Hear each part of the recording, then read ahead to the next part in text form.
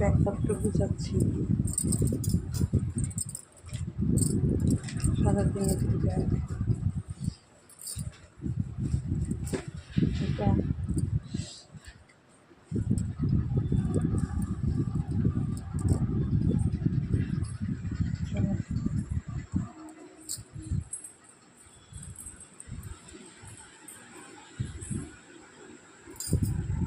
এখানে আছে খাবার।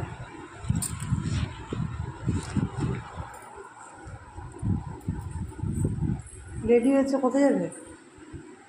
হ্যাঁ, রেডি হয়েছে, কোথায় যাবে?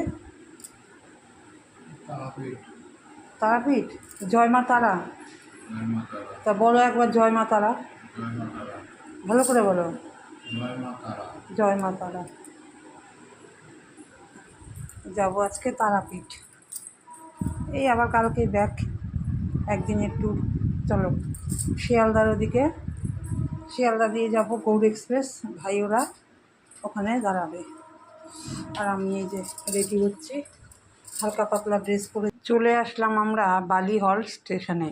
এই বালিহল স্টেশন থেকে যাব শিয়ালদা, সেখান থেকে গৌড় এক্সপ্রেস। তো একটু আগেই এসছি, প্রায় ঘন্টাখানেক আগেই চলে এসেছি, কারণ একটু আগে এসে স্টেশনে দাঁড়িয়ে থাকাই ভালো। যদিও বালিহল আমাদের বাড়ির থেকে মিনিট 5 এরকম হবে। তারপরে এখানে তো ট্রেনে উঠে গেলাম, দেখো 8:40-এর ট্রেন। আর ট্রেনটা একদমই ফাঁকা, যাকে বলে আমার ফাঁকা ট্রেন ভীষণই ভালো লাগে। তো একটা জায়গা পছন্দ করে বসে পড়লাম। দেখো একদম সব অফিস যাত্রীরা বাড়ি ফিরছে, রাত্রি 8:40-এর ট্রেন, বোঝাই যাচ্ছে কীরকম ফাঁকা। এখানে দেখো এই যে সব দু একজন করে সিটের মধ্যে ব্যাগ রেখে রেখে বসে আছে। আমিও বললাম, ব্যাগপত্র নিয়ে আমরা বসে পড়েছি। আর লাগেজ নিয়ে দেখবে একটু ফাঁকা ফাঁকা হলেই ভালো হয়। তারপরে দেখতে দেখতে চলে আসলো আমাদের বালি ব্রিজ।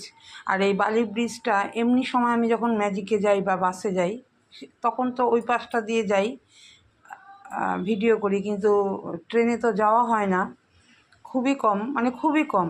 তাই এই সুযোগটা আর হাতছাড়া করলাম না। গেটের সামনে এসে আমিও, দুটো ভাই দাঁড়িয়েছিল, ওদেরকে বললাম ভাই একটু সরো, একটু ভিডিও করি। তা একটু গেটের সামনে দাঁড়িয়ে ভিডিও করে নিলাম। আর তারপরে দেখবে এই গেটের সামনে দাঁড়িয়ে ভিডিও করতে ভীষণ ভয় লাগে, বাই চান্স যদি ফোনটা হাত থেকে পড়ে যায়, ব্যাস। তারপরে চলে আসলাম, 9টা বাজে, 9:25-এ ঢুকেছে ট্রেনটা শিয়ালদা। চলে আসলাম, আর ভাই ওরা আগেই এসে দাঁড়িয়েছিল 11 নম্বর প্ল্যাটফর্মের দিকে আমরা যাচ্ছি। ভাই বলল যে তোরা চলে, আমরা 11 নম্বর প্ল্যাটফর্মে দাঁড়িয়ে আছি, যেখানে আমাদের বগিটা পড়বে। আর এই দেখো এখানে গৌড়